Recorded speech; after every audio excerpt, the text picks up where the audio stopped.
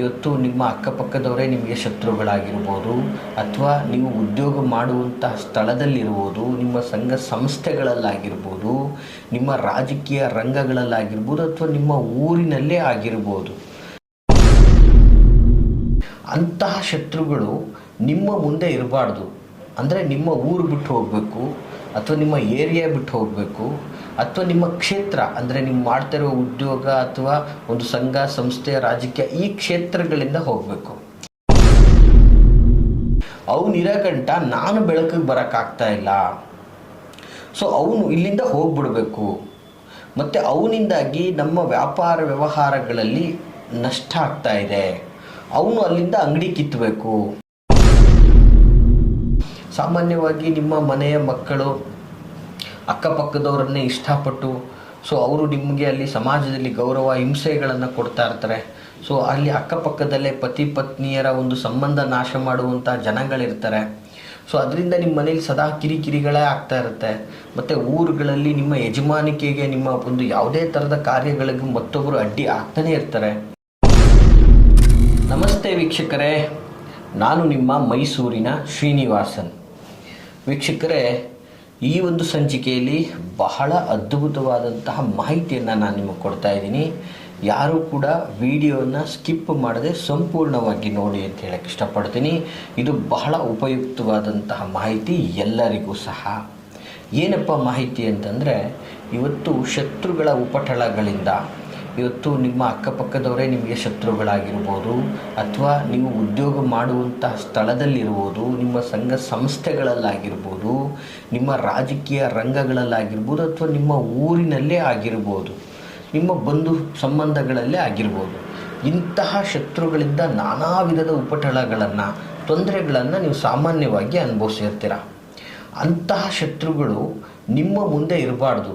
ಅಂದರೆ ನಿಮ್ಮ ಊರು ಬಿಟ್ಟು ಹೋಗಬೇಕು, ಅಥವಾ ನಿಮ್ಮ ಏರಿಯಾ ಬಿಟ್ಟು ಹೋಗಬೇಕು, ಅಥವಾ ನಿಮ್ಮ ಕ್ಷೇತ್ರ ಅಂದರೆ ನೀವು ಮಾಡ್ತಿರೋ ಉದ್ಯೋಗ ಅಥವಾ ಒಂದು ಸಂಘ ಸಂಸ್ಥೆ ರಾಜಕೀಯ ಈ ಕ್ಷೇತ್ರಗಳಿಂದ ಹೋಗಬೇಕು.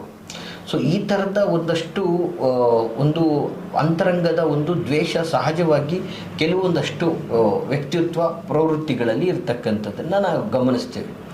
ಸೊ ಅವನಿದ್ದರೆ ನಾನು ಉದ್ಧಾರ ಆಗೋದಿಲ್ಲ, ಅವನು ನನಗೆ ನನ್ನ ಪ್ರತಿಯೊಂದು ಕಾರ್ಯಕ್ಕೂ ಅಡ್ಡಿ ಬರ್ತಾ ಇರ್ತಾನೆ, ನನ್ನ ಯಜಮಾನಿಕೆ ನಾಶ ಆಗ್ತಾ ಇದೆ, ಅವನಿರಗಂಟ ನಾನು ಬೆಳಕಿಗೆ ಬರೋಕ್ಕಾಗ್ತಾ ಇಲ್ಲ, ಸೊ ಅವನು ಇಲ್ಲಿಂದ ಹೋಗ್ಬಿಡ್ಬೇಕು.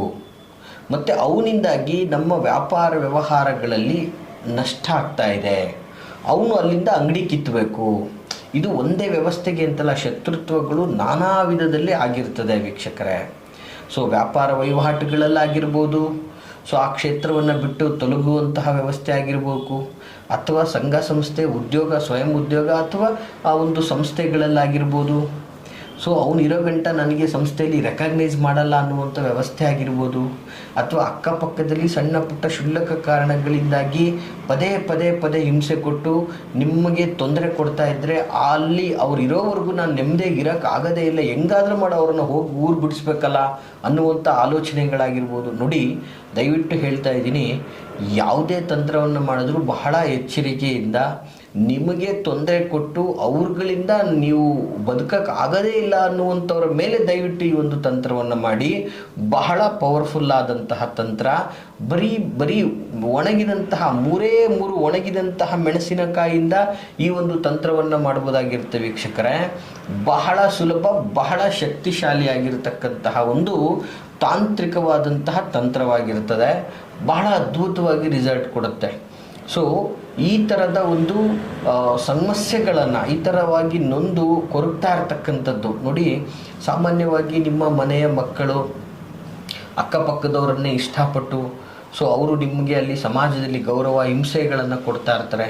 ಸೊ ಅಲ್ಲಿ ಅಕ್ಕಪಕ್ಕದಲ್ಲೇ ಪತಿ ಪತ್ನಿಯರ ಒಂದು ಸಂಬಂಧ ನಾಶ ಮಾಡುವಂಥ ಜನಗಳಿರ್ತಾರೆ. ಸೊ ಅದರಿಂದ ನಿಮ್ಮ ಮನೇಲಿ ಸದಾ ಕಿರಿಕಿರಿಗಳೇ ಆಗ್ತಾ ಇರುತ್ತೆ. ಮತ್ತು ಊರುಗಳಲ್ಲಿ ನಿಮ್ಮ ಯಜಮಾನಿಕೆಗೆ, ನಿಮ್ಮ ಒಂದು ಯಾವುದೇ ಥರದ ಕಾರ್ಯಗಳಿಗೂ ಮತ್ತೊಬ್ಬರು ಅಡ್ಡಿ ಆಗ್ತಾನೆ ಇರ್ತಾರೆ. ಸೊ ಪದೇ ಪದೇ ನಿಮ್ಮ ಒಂದು ಯಜಮಾನಿಕೆನ ನಾಶ ಮಾಡ್ತಾನೆ ಇರ್ತಾರೆ. ಸೊ ಕೆಲವೊಂದು ಕಡೆ ವ್ಯಾಪಾರ ನಿಮ್ಮದು ತುಂಬ ಅದ್ಭುತವಾಗಿ ನಡೀತಾ ಇರುತ್ತೆ, ಎದುರುಗಡೆನೇ ಬಂದು ಅಂಗಡಿ ಹಾಕ್ಬಿಡ್ತಾನೆ. ಸೊ ನಿಮ್ಮ ಎಲ್ಲ ಕಸ್ಟಮರ್ಗಳು ಆ ಕಡೆ ಹೋಗೋಕ್ಕೆ ಸ್ಟಾರ್ಟ್ ಆಗ್ತಾರೆ. ಅವ್ನು ಬರೋವರೆಗೂ ಕೂಡ ನೀವು ಚೆನ್ನಾಗೇ ಇರ್ತೀರಿ. ಅವ್ನು ಬಂದ ಮೇಲೆ ಇವತ್ತು ನೀವು ಕಂಪ್ಲೀಟ್ಲಿ ಬೀದಿಗೆ ಬರೋ ಪರಿಸ್ಥಿತಿ ಆಗ್ಬಿಟ್ಟಿರುತ್ತೆ. ಸೊ ಏನು ಮಾಡಿದ್ರೂ ಕೂಡ ಅವನ್ನ ಅಲ್ಲಿಂದ ಏನೂ ಮಾಡೋಕ್ಕಾಗ್ತಾನೆ ಇರೋದಿಲ್ಲ. ಮತ್ತು ಕೆಲವೊಂದು ಬಾರಿ ಏನಾಗಿರ್ತದೆ, ನೀವು ನಿಮ್ಮ ಒಂದು ಉದ್ಯೋಗ ಕ್ಷೇತ್ರಗಳಲ್ಲಿ ನೀವು 100% ಎಫರ್ಟ್ ಹಾಕಿದ್ರೂ ರಿಸಲ್ಟ್ ಬೇರೆಯವ್ರಿಗೆ, ಅಂದರೆ ಬೇರೆಯವ್ರನ್ನ ರೆಕಗ್ನೈಸ್ ಮಾಡ್ತಾನೆ ಇರ್ತಾರೆ. ಮತ್ತು ಅವರು ನಿಮಗೆ ತುಳಿತಾನೆ ಇರ್ತಾರೆ ನಿಮ್ಮ ಒಂದು ಎಫರ್ಟನ್ನು, ನಿಮ್ಮ ಒಂದು ಟ್ಯಾಲೆಂಟನ್ನು, ಜೊತೆಗೆ ನೀವು ಮುಂದೆ ಬರದೇ ಇರೋ ಥರ ನಿಮ್ಮ ಲೀಡರ್ಶಿಪ್ ಕ್ವಾಲಿಟಿಯನ್ನು ತುಳಿತಾನೆ ಇರ್ತಾರೆ. ಸೊ ಈ ರಾಜಕೀಯ ರಂಗದಲ್ಲೂ ಕೂಡ ಅಷ್ಟೇ, ನಿಮ್ಮ ಮುಂಚೂಣಿಗೆ ಬರದೇ ಇರೋ ರೀತಿಯಲ್ಲಿ, ಸೊ ನಿಮ್ಮನ್ನು ಆ ಒಂದು ವ್ಯವಸ್ಥೆಯಲ್ಲಿ ಸೋಲಿಸುವಂತಹ ರೀತಿಯಲ್ಲಿ, ನಿಮ್ಮ ಮಾತು ನಡೀದೇ ಇರೋ ರೀತಿಯಲ್ಲೇ ನಾನಾ ವಿಧದಲ್ಲಿ ನಿಮ್ಮನ್ನು ಲಾಕ್ ಮಾಡಿ ತುಳಿತಾ ಇರ್ತಾರೆ. ಸೊ ಇಂಥವ್ರಿಗೆ ನೀವು ಎನಿ ಕಂಡೀಷನ್ ಇವ್ರು ಇರೋ ಗಂಟ ನಮಗೆ ಬದುಕೇ ಇಲ್ಲ, ನಾವು ಅವ್ರು ಇರೋ ಗಂಟ ನಾವು ಲೈಫಲ್ಲಿ ಬದುಕೋಕ್ಕಾಗೋದಿಲ್ಲ, ಸೊ ತೊಂದರೆ ಆಗ್ತಾಯಿದೆ, ಅವ್ರನ್ನ ಊರು ಬಿಡಿಸ್ಬಿಡ್ಬೇಕು. ಈಗ ಇದು ತುಂಬ ವ್ಯವಸ್ಥೆಯಲ್ಲಿ ಬರುತ್ತೆ. ಅತ್ತೆ ಮಾವ ವ್ಯವಸ್ಥೆ, ಅವ್ರು ಇರೋ ಗಂಟ ನಾವು ಸುಖವಾಗಿರೋಕ್ಕಾಗಲ್ಲ ಅನ್ನುವಂತಹ ಹೆಂಗಸರುಗಳು ಬಹಳ ಜನ ಇದ್ದಾರೆ. ಅವ್ರ ಊರಿಗೆ ಹೋಗ್ಬಿಡ್ಬೇಕು, ನಮ್ಮ ಪಾಡಿಗೆ ನಮಗೆ ಬಿಟ್ಬಿಡ್ಬೇಕು, ಈ ಥರನೂ ಕೂಡ ವ್ಯವಸ್ಥೆಗಳಿರ್ತಕ್ಕಂಥದ್ದಿದೆ. ಈ ರೀತಿಯಾಗಿ ಅವ್ರನ್ನ ಊರು ಬಿಡಿಸ್ಬೇಕು, ಅಂದರೆ ಒಂದು ಕ್ಷೇತ್ರದಿಂದ ಹೊರ ಹಾಕಬೇಕು. ಆ ಕ್ಷೇತ್ರದಲ್ಲಿ ಅವ್ರು ಇರಬಾರ್ದು, ಅವರಿದ್ದರೆ ನಾವು ಬದುಕೋಕ್ಕಾಗಲ್ಲ ಅನ್ನುವಂಥ ವಿಚಾರ ಇರ್ತಕ್ಕಂಥವ್ರು. ಅಂದರೆ ನಿಮ್ಮ ಶತ್ರುಗಳು ಊರು ಬಿಡಬೇಕು, ಅಥವಾ ನೀವಿರೋ ಕ್ಷೇತ್ರದಿಂದ ಹೊರಗಡೆ ಉಳಿಬೇಕು. ಸೊ ಅವರ ಕುರುಹೇ ಇರಬಾರ್ದು ಅನ್ನುವಂತಹ ಲೆಕ್ಕಾಚಾರದಲ್ಲಿ ಮಾಡುವಂಥದ್ದಾದರೆ ಈ ಒಂದು ವಿಶೇಷವಾದಂಥ ತಂತ್ರವನ್ನು ಮಾಡಿ ವೀಕ್ಷಕರೇ. ಬಹಳ ಸರಳ ಮತ್ತು ಪವರ್ಫುಲ್ ಆದಂತಹ ಒಂದು ಅದ್ಭುತ ತಂತ್ರ ಆಗಿರ್ತದೆ. ಏನಪ್ಪ ಆ ಒಂದು ತಂತ್ರ ಅಂತಂದರೆ ನೋಟ್ ಮಾಡ್ಕೊಳ್ಳಿ, ಬಹಳ ಸುಲಭವಾದಂಥದ್ದು. ಸಾಮಾನ್ಯವಾಗಿ ಈ ಒಂದು ತಂತ್ರವನ್ನು ಮಾಡಲಿಕ್ಕೂ ಮುನ್ನ ದಕ್ಷಿಣ ದಿಕ್ಕಿಗೆ ನಿಂತುಕೊಡ್ಬೇಕು. ವಿಶೇಷವಾಗಿ ಇದು ಯಾವ ದಿನಗಳಲ್ಲಿ ಬೇಕಾದರೂ ಮಾಡಿ, ಅದೆಂತ ಸಹ ತೊಂದರೆ ಇಲ್ಲ. ಯಾವ ದಿನಗಳಲ್ಲೂ ಸಹ ಈ ಒಂದು ತಂತ್ರವನ್ನು ಮಾಡಬಹುದು. ದಕ್ಷಿಣ ದಿಕ್ಕಿಗೆ ನಿಂತ್ಕೊಂಡೇ ಈ ಒಂದು ತಂತ್ರಗಳನ್ನು ಮಾಡಬೇಕು. ಮತ್ತು ಪ್ರಾಮಾಣಿಕವಾಗಿ ನಿಮಗೆ ತೊಂದರೆ ಕೊಡ್ತಾ ಇರತಕ್ಕಂತಹ ವ್ಯಕ್ತಿಗಳ ಮೇಲೆ ಮಾತ್ರ ಈ ಒಂದು ತಂತ್ರಗಳನ್ನು ಮಾಡಿ ಅಂತ ನಾನು ನಿಮ್ಮಲ್ಲಿ ಕೇಳ್ಕೊಳ್ತಕ್ಕಂಥದ್ದು. ಈ ತಂತ್ರವನ್ನು ದಕ್ಷಿಣ ದಿಕ್ಕಿಗೆ ನಿಂತ್ಕೊಂಡು ವಿಶೇಷವಾಗಿ 3 ಒಣಗಿದಂತಹ ಮೆಣಸಿನಕಾಯಿಯನ್ನು ನೋಡಿ ವೀಕ್ಷಕರೇ, ನೀಟಾಗಿ ಒಣಗಿರ್ತಕ್ಕಂತಹ ಚೆನ್ನಾಗಿರ್ತಕ್ಕಂತಹ ಮೆಣಸಿನಕಾಯಿಯನ್ನೇ ತೆಗೆದುಕೊಳ್ಳಬೇಕಾಗ್ತದೆ. ತೆಗೆದುಕೊಂಡು ವಿಶೇಷವಾಗಿ ಅದರ ಮೇಲೆ ನಿಮ್ಮ ಶತ್ರುಗಳ ಹೆಸರನ್ನು 3 ಮೆಣಸಿನಕಾಯಿ ಮೇಲೂ ಕೂಡ ಬರಿಬೇಕು. ನಿಮಗೆ ಶತ್ರು ಒಬ್ಬನೇ ಆಗಿರಲಿ, ಎಷ್ಟೇ ಆಗಿರಲಿ, ಎಷ್ಟು ಜನ ಇರ್ತಾರೋ ಕೂಡ ಒಂದೊಂದು ಮೆಣಸಿನಕಾಯಿ ಮೇಲೆ ಒಂದೊಂದು ಹೆಸರನ್ನು ಸಹ ಬರಿಬೋದಾಗಿರ್ತದೆ. ಈ ರೀತಿಯಾಗಿ ಬರೆದ ನಂತರ ಅದನ್ನು ಒಂದು ವಿಶೇಷವಾಗಿ ನಿಮ್ಮ ಇಷ್ಟ ದೇವರಿಗೆ ಅಥವಾ ಭಗವಂತನಿಗೆ ನಿಮ್ಮ ಕಷ್ಟಗಳನ್ನು, ಅಂದರೆ ಈ ವ್ಯಕ್ತಿಯಿಂದ ಆಗಿರುವಂತಹ ನೋವುಗಳಿಂದಾಗಿ ನಾನು ಈ ರೀತಿ ಮಾಡ್ತಾ ಇರ್ತಕ್ಕಂಥದ್ದು, ಸೊ ಭಗವಂತನಲ್ಲಿ ತುಂಬ ನೀಟಾಗಿ ಪ್ರಾರ್ಥನೆ, ಏಕಚಿತ್ತರಾಗಿ ಏಕಾಗ್ರತೆಯಿಂದ ಅದನ್ನೆಲ್ಲ ಕೈಲಿಟ್ಕೊಂಡು ಭಕ್ತಿಯಿಂದ ನೀವು ಪ್ರಾರ್ಥನೆಯನ್ನು ಮಾಡಬೇಕಾಗ್ತದೆ. ಈ ರೀತಿಯಾಗಿ ಪ್ರಾರ್ಥನೆಯನ್ನು ಮಾಡಿದಂತಹ ನಂತರ ಅದನ್ನು ಆ 3 ಮೆಣಸಿನಕಾಯಿಗಳನ್ನು ಅದನ್ನು ಒಂದು ಕೆಂಪು ದಾರ ಅಥವಾ ಸಿಗಲಿಲ್ಲ ಅಂದಾಗ ಕಪ್ಪು ದಾರ, ಸೊ ಈ ದಾರದಲ್ಲಿ ಆ 3 ಸಹ ಕಟ್ಟಬೇಕಾಗ್ತದೆ ವೀಕ್ಷಕರೇ, ಕಟ್ಟಬೇಕಾಗ್ತದೆ.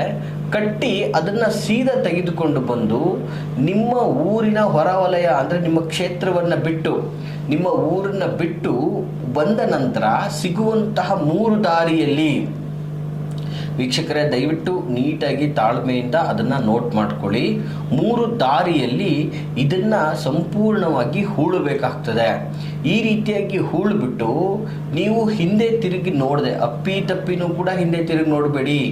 ಹಿಂದೆ ತಿರುಗಿ ನೋಡದೆ ಸಂಪೂರ್ಣವಾಗಿ ಅಲ್ಲಿಂದ ಸೀದಾ ನಿಮ್ಮ ಮನೆಗೆ ಬರಬೇಕಾಗ್ತದೆ ವೀಕ್ಷಕರೇ. ಹೀಗೆ ಬಂದು ಮಾಮೂಲಿ ನಿಮ್ಮ ನಿತ್ಯ ಕರ್ಮಗಳನ್ನು ನೀವು ನಿರಂತರವಾಗಿ ಮಾಡ್ಕೋಬೋದು, ಅದಕ್ಕೇನು ಸಮಸ್ಯೆ ಇರೋದಿಲ್ಲ. ಹೀಗೆ ನಿಮ್ಮ ಶತ್ರು ನಿಮ್ಮ ಈ ರೀತಿಯಾಗಿ ಮಾಡುವುದರಿಂದ ಪ್ರಭಾವಶಾಲಿಯುತವಾಗಿ ನಿಮ್ಮ ಶತ್ರು ನಿಮ್ಮ ಊರು ಬಿಟ್ಟು ಹೋಗ್ತಾನೆ. ಯಾವುದೋ ಅನಿವಾರ್ಯತೆಗಳು, ಏನೋ ಒಂದು ವ್ಯವಸ್ಥೆ ಬಂದೋ, ಏನೋ ಒಂದು ಆಗಿ ಒಟ್ಟು ಅವನು ನಿಮ್ಮ ಊರು ಬಿಟ್ಟು ಹೋಗುವಂಥ ವ್ಯವಸ್ಥೆ, ನಿಮ್ಮ ಕ್ಷೇತ್ರದಿಂದ ಹೋಗುವಂಥ ವ್ಯವಸ್ಥೆ, ನಿಮಗೆ ಅಡ್ಡಗಾಲಾಗಿದ್ದಂಥವನು ನಿಮ್ಮಿಂದ ತೊಲಗುವಂತಹ ವ್ಯವಸ್ಥೆ ಈ ಒಂದು ತಂತ್ರದಿಂದ ಆಗ್ತದೆ ವೀಕ್ಷಕರೇ. ಈ ಮಾಹಿತಿ ತಮಗೆ ಇಷ್ಟವಾಗಿದ್ದರೆ ಲೈಕ್ ಮಾಡಿ, ಹಾಗೆ ಯಾರೆಲ್ಲ ಈ ಥರ ಒಂದು ಸಂಕಷ್ಟಗಳಲ್ಲಿದ್ದಾರೋ ಅವ್ರಿಗೆ ತಪ್ಪದೇ ಈ ಒಂದು ವಿಡಿಯೋವನ್ನು ಶೇರ್ ಮಾಡಿ ಅಂತ ಹೇಳ್ತಾ, ನಾವಿರುವಂತಹ ವಿಳಾಸ ಮೈಸೂರಿನ ವಿಜಯನಗರ 2ನೇ ಹಂತ KD ಡಿ ಸರ್ಕಲಲ್ಲಿ ನಮ್ಮ ಕಚೇರಿ ಇರ್ತಕ್ಕಂಥದ್ದು. ತಾವು ಮುಕ್ತವಾಗಿ ನಮ್ಮೊಟ್ಟಿಗೆ ಮಾತಾಡಬೇಕು ಅಂದರೆ ವಿಡಿಯೋದಲ್ಲಿ ಕಾಣ್ತಾ ಇರ್ತಕ್ಕಂತಹ ಸಂಖ್ಯೆಗೆ ಕರೆ ಮಾಡಿ ಅಂತ ಹೇಳ್ತಾ ಎಲ್ರಿಗೂ ಶುಭವಾಗಲಿ. ನಮಸ್ಕಾರ.